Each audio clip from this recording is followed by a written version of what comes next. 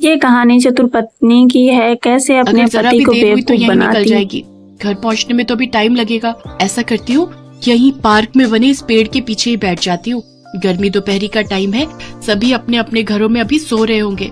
शर्मिली जल्दी से पेड़ के पीछे जाकर सुसु करने बैठ जाती है और कहती है, आहा, सचमुच हल्का होने में जो सुख है वो दुनिया के सभी सुखों से परे है। इतना कहते ही शर्मिली की आंख खुल जाती है और वो देखती है कि उसका बिस्तर गीला हो चुका है। असल में वो एक सपना देख रही थी। वो उठती है तो देखती है कि बिस्तर पर ही उसकी सुसु निकल गई है। हे राम, इसीलिए बिस्तर पर सुसु करने में इतना मजा आ रहा था। लेकिन अब क्या करूं? अगर कहीं वो उठ गए तो मेरे बारे में क्या सोचेंगे? ऐसा करती हूँ, चुपचाप सो जाती हूँ। गर्मी बहुत है, सुबह होने तक सूख जाएगा। ये सोचकर शर्मिली वहीं पर सो गई। सुबह रौनक की जब आंख खुलती है तब तक बिस्तर सूख गया था, लेकिन सुसु की बदबू अभी भी आ रही थी। ये सुसु जैसी गंदी बदबू हमारे रूम से कैसे आ रही है? नहीं मालूम जी, हो सकता है कि ये इस गबरू का काम हो। गबरू रौनक का पालतू कुत्ता है। रौनक उसे बहुत प्यार करता था, तो वही शर्मिली को वो फूटी आंख नहीं भाता था। वो अपना हर गुनाह गबरू के मत्थे मढ़ देती थी और आज भी उसने बिल्कुल वैसा ही किया। रौनक ने गबरू को गुस्से में बहुत डांटा। गबरू, आजकल बड़ा ही शैतान हो गया तू। पहले तो कभी तू ऐसा नहीं करता था। अरे जब तुझे घुमाने के लिए बाहर ले जाता हूँ तो अपना ये सब काम वहीं निपटा लिया करना। रौनक गबरू को डांट कर नहाने चला जाता है, लेकिन उस बेचारे को ये समझ नहीं आता कि आखिर उसे ये किस बात की सजा मिल रही थी। उधर शर्मिली खुद से कहती है, बचपन से ही मुझे ये बीमारी है, नींद में ही सुसु पोटी कर देती हूँ। ना जाने कब मेरी ये गंदी आदत सुधरेगी। शर्मिली बचपन से ही ऐसा करती आई है। वो जब 6 साल की थी तब से ही वो नींद में ही सुसु पोटी करती आई है। ओहो, कितनी जोर की सुसु आ रही है, आधी रात हो रही है। कौन बाहर जाए, और नींद भी बहुत जोरों की आ रही है। अब कौन इस प्यारी सी नींद को छोड़कर सुसु करने उठे। एक काम करती हूँ, इस बाजार से डायपर खरीद कर ले आई और रात को उसे पहनकर निश्चिंत होकर सो गई। अगले दिन सुबह जब रौनक ऑफिस जाने के लिए तैयार होने लगा तो उसने अपने कपड़े लेने के लिए अलमारी खोली तो वहाँ पर रखा डायपर का पैक उसने देख लिया। वो शर्मिली से पूछता है, डायपर? अरे शर्मिली, ये एडल्ट डायपर किसका है? जी, ये आपके गबरू के लिए है। आजकल घर में हर जगह गंदगी फैलाए रखता है, जहाँ मर्जी सुसु पोटी कर देता है। वो अपने पति से ये सब बातें कर ही रही होती है कि तभी उसकी सास शांति वहाँ पर आ जाती है। हाँ, बिल्कुल सही कह रही है बहू। अरे कल तो इसने तुम्हारे बिस्तर पर ही पोटी कर दी थी। गबरू, क्या ये सब सच है? आप इससे क्या पूछ रहे हो जी? ये कौन सा आपसे कुछ बोलकर आपको सारी बात बताएगा? भले ही ये कुछ बोल ना पाए, पर झूठ भी तो नहीं बोलेगा। इंसान थोड़े ना है ये। शर्मिली हर रोज डायपर पहनकर सोती और अगले दिन सुबह जाकर उसे घर के पीछे नाली में फेंक देती। लेकिन एक रोज जब वो डायपर फेंकने गई तो एकदम से आंधी चलने लगी और वो डायपर उड़ते हुए एक पड़ोसन के ऊपर जा गिरा। डायपर में पोटी लगी हुई थी। पोटी वाला डायपर देख तो उस पड़ोसन का दिमाग ही खराब हो गया। उस पड़ोसन का नाम ओमवती था। उसकी शर्मिली की सास से बिल्कुल भी नहीं बनती थी और वो डायपर देख चिल्लाते हुए कहती है, इस शांति को तो मैं बताती हूँ, गंदा डायपर मेरे ऊपर फेंकते हुए इसे शर्म नहीं आती। ओमवती शांति से लड़ने के लिए उसके घर पहुंच जाती है। शांति, अरे ओ शांति, क्या हुआ ओमवती, क्यों चिल्ला रही है? तुझे क्या लगा कि तू मेरे ऊपर पोटी से भरा हुआ? अरे हम तेरे ऊपर डायपर क्यों फेंकेंगे? ये जरूर हमारे गबरू कुत्ते का काम है। हाँ, ये पक्का कुत्ते का काम है। मुझे बेवकूफ समझ रखा है क्या तुम दोनों ने? भला कोई कुत्ता किसी के ऊपर डायपर फेंक सकता है? मैं अभी पुलिस स्टेशन में तुम लोग के खिलाफ रिपोर्ट लिखवाऊंगी। इतना कहकर ओमवती वहाँ से सीधा पुलिस स्टेशन चली जाती है। कुछ देर बाद पुलिस उनके घर पहुँच जाती है। रौनक भी ऑफिस से घर पहुँच जाता है। पुलिस ने रौनक को खूब उल्टी सीधी बातें सुनाई। उधर शर्मिली ने अपना सारा दोष गबरू के ऊपर डाल दिया। ये सब सुनकर रौनक गुस्से में आ जाता है। गबरू, मैं तो तुझे बहुत सीधा समझता था, लेकिन ऐसी हरकतें करके तूने मोहल्ले में मेरी नाक कटवा कर रख दी। मैंने तो तुझे बहुत प्यार किया, लेकिन तूने ही ये सिला दिया मेरे प्यार का। अब मैं तुझे इस घर में एक पल भी और रहने नहीं दूंगा। चल निकल मेरे घर से। रौनक ने गबरू को अपने घर से निकाल दिया और बेचारा गबरू रोते हुए चुपचाप वहाँ से चला गया। हालांकि वो ज्यादा दूर नहीं गया। अरे रुको रुको, इन्हें क्यों फेंक रहे हो? इन्हें रहने दो, हमारे, मेरा मतलब है किसी के काम आ जाएंगे। नहीं, आज इस डायपर की वजह से मेरे घर पर पुलिस आई है। मैं इसे अपने घर पर और नहीं रख सकता। रौनक ने वो सारे डायपर उठाकर फेंक दिए। उस रात शर्मिली टेंशन के मारे बिल्कुल भी नहीं सो पाई और वो सारी रात भर जागती रही। ऐसे ही 2-3 दिन तक तो शर्मिली सोई नहीं, लेकिन फिर एक रात उसकी आंख लग गई। और आंख लगते ही जिस बात का डर था वही हुआ। उसने बिस्तर पर सुसु और पॉटी एक साथ कर दी। अगले दिन जब रौनक उठा तो उसने जो देखा तो वो देखकर हैरान रह गया। ये क्या?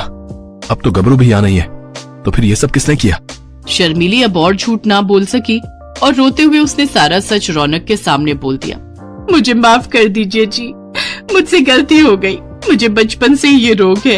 इसका मतलब ये सब तुम कर रही थी और डायपर भी इसीलिए खरीदा था और सारा का सारा इल्जाम मेरे गबरू पर डाल देती थी। मुझसे गलती हो गई जी, मुझे माफ कर दीजिए। अभी तो मैं अपने गबरू को ढूंढने जा रहा हूँ, तुमसे तो मैं आकर निपटता हूँ। रौनक पागलों की तरह गबरू को सड़क पर चलते हुए ढूंढ रहा था कि तभी पीछे से एक तेज रफ्तार कार आई। वो रौनक को टक्कर मारने ही वाली थी कि गबरू ने रौनक को जोर से धक्का दे दिया। रौनक दूर जा गिरा। रौनक को बचाते हुए गबरू को हल्की चोटें आ गई। गबरू, मेरा गबरू, तुझे तो चोट आई है, मैं अभी तुझे हॉस्पिटल ले चलता हूँ। रौनक गबरू की मरहम पट्टी करवाकर उसे घर ले आता है। देखा शर्मिली, आज तुम्हारे झूठ की वजह से मेरे गबरू को चोट आ गई। आज मेरी जान बचाकर उसने अपनी जान की बाजी लगा दी। मुझसे गलती हो गई जी, अगर मैं अपनी बीमारी आपसे नहीं छुपाती तो आज ये सब नहीं होता। कोई बात नहीं शर्मिली, हम तुम्हें डॉक्टर के पास ले जाएंगे और तुम्हारा इलाज करवाएंगे। हाँ बहू, तुमने अपनी गलती स्वीकार कर ली, ये बड़ी बात है। रौनक और शांति शर्मिली को अच्छे से डॉक्टर के पास ले जाकर उसका इलाज करवाते हैं। कुछ ही महीनों में शर्मिली को इस बीमारी से छुटकारा मिल जाता है। अब वो बहुत खुश थी। अब वो गबरू को भी बहुत प्यार करती थी। अब वो खुशी खुशी अपने परिवार के साथ रहने लगी। पानी में लकड़ी की शौचालय। आइए आगे देख। ललिता और उमेश मुजफ्फरपुर के पास बसे एक गांव में छोटा सा चाय का खोखा चलाते थे। रोजाना की जो भी कमाई होती थी उसी से ललिता और उमेश अपना और परिवार का गुजर बसर करते थे। परिवार में ललिता की ननद और 2 बच्चे थे। ये लो भैया जी आपकी चाय। उमेश भाई, जरा एक चाय और मठरी देना। ये लो भैया जी। अरे अरे, ये बारिश तो बहुत जोरों की शुरू हो गई, पिछले 3 दिन से नहीं रुक रही। हम तो सोच रहे हैं कि कल सुबह ही ये गांव छोड़कर शहर चले जाएं। अब ये कोई भरोसा नहीं कि कब क्या मुसीबत आ जाए, समझ रहे? गांव में सब लोग आपस में ऐसे ही बातें कर रहे थे। ललिता का मन इन सब बातों को सुनकर घबरा रहा था। उसे बाढ़ में होने वाली समस्याओं की बहुत फिक्र हो रही थी। इसी कारण ललिता को रात में नींद नहीं आ रही थी। आधी रात के वक्त अचानक गांव वालों ने शोर मचा दिया, जिसे सुनकर ललिता घबरा गई। तभी पड़ोसी श्याम और उसकी पत्नी सामान सिर पर लाद कर जा रहे थे। क्या हुआ श्याम भैया, आप सब ये सामान लेकर कहाँ जा रहे हो? ये सब गाँव वाले कहाँ जा रहे हैं? ललिता भाभी, नदी में पानी का स्तर बढ़ गया है। चेतावनी मिली है कि हमें इस इलाके को जल्द से जल्द खाली करना होगा। हाँ। ललिता जल्दी से उमेश को उठाती है, पर तब तक बहुत देर हो चुकी थी। नदी का पानी गांव में फैल चुका था। पूरा गांव बाढ़ की चपेट में आ चुका था। लोगों के घर उस बाढ़ में डूब रहे थे। कुछ ही देर में सब तबाह हो गया। हे भगवान, अब क्या होगा? हम इस बाढ़ के पानी से कैसे बचेंगे? बंटी, पिंकी, जल्दी उठो, हमें यहाँ से जाना होगा। भाभी, ये सब क्या हो रहा है? बाढ़ में हमारा पूरा घर डूब गया है। माला, ललिता, तुम दोनों जल्दी जल्दी सामान उठाओ, हमें यहाँ से दूसरी जगह जाना होगा। जिसके हाथ में जो सामान आया उसने उठा लिया। पानी का स्तर लोगों के सीने तक पहुंच गया। चलते चलते उमेश, ललिता दोनों बहुत थक गए। उनकी जान पर बनी हुई थी। उमेश ने बेटे को कंधे पर बिठा रखा था। बहुत दूर तक चलने के बाद भी उन सबको कहीं कोई शौचालय नहीं मिल रहा था। माँ, मुझे बहुत जोरों की लगी है, मुझे जाना है। सुनो, तुम वहाँ किनारे तक आओ, मैं सामने आड़ में से शौच करवा देती हूँ। ललिता पिंकी को शौच के लिए ले जाती है, पर वहाँ सारे शौचालय टूटे हुए थे।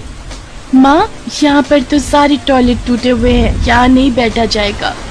सारे शौचालय टूट चुके थे। ललिता ने बाढ़ के पानी में बड़ी मुश्किल से पिंकी को शौच करवाया। वो तो बच्ची थी, वो तो इस बात को मान गई, पर बड़ी महिलाओं का क्या? वो कहाँ पर शौच करे? यही परेशानी का सबसे बड़ा कारण था। ललिता, उमेश और बच्चे बाढ़ में आई इस समस्या को झेलते रहे। क्या करें, बाढ़ से गाँव में परेशानियाँ बढ़ती जा रही है। रात भी हो गई है, आज रात इसी टूटे छप्पर के ऊपर बैठकर गुजारा करना पड़ेगा। आसपास हर तरफ गंदा पानी भरा हुआ है, कहीं कुछ नजर नहीं आ रहा है। देख देख कर मन छलनी हो रहा है। गंदे पानी से खेत और मैदान भरे पड़े थे, जिन पर मच्छर मक्खी मंडरा रहे थे। गंदे पानी में सांप, बिच्छू, कीड़े मकोड़े काटने का लगातार डर बना रहता है। फिर भी बेचारे गांव वाले इन सब मुसीबतों के बीच सोने की कोशिश कर रहे थे। रात के वक्त बंटी को शौच जाना था। वो शोर मचाने लगा। माँ, मुझे जाना है, मुझे बहुत तेज लगी है, मेरी टॉयलेट यहीं निकल जाएगी। तुम लेटी रहो ललिता, मैं बंटी को यहीं पास में कोई साफ जगह देखकर करवा दूंगा। उमेश बंटी को शौच कराने ले जा रहा था। अंधेरे में उसे दिखाई नहीं दिया। बाढ़ के गंदे पानी के कारण जमीन बहुत कीचड़ और फिसलन से भरी हुई थी। अचानक उमेश का पैर फिसल जाता है और उसको बहुत चोट आती है। हे भगवान, बाढ़ में ये क्या अनर्थ हो गया। कितनी चोट आ गई। क्या करूं ललिता, अंधेरे में दिखाई ही नहीं दिया।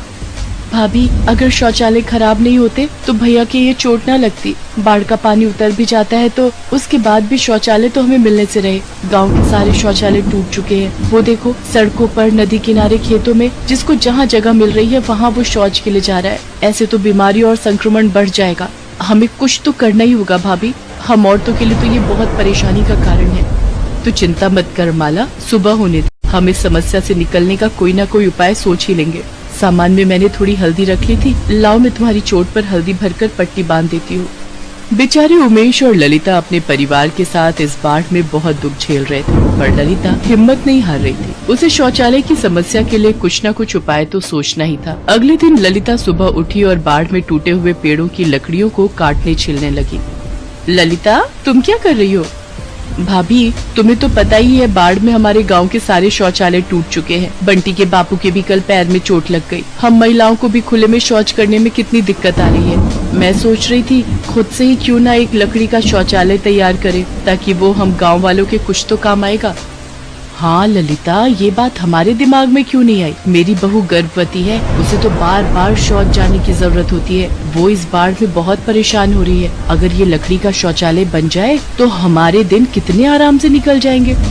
ललिता, हम औरतों की और भी बहुत सी परेशानियां होती हैं, जिस कारण हमें शौच की जरूरत होती है। गंदगी में शौच करने से हम औरतों को कोई बीमारी ना लगे, इससे बचने के लिए हम सब तुम्हारे साथ लकड़ी का शौचालय बनाने में मदद करेंगे। चलो बहनों, हम भी ललिता का साथ देते हैं।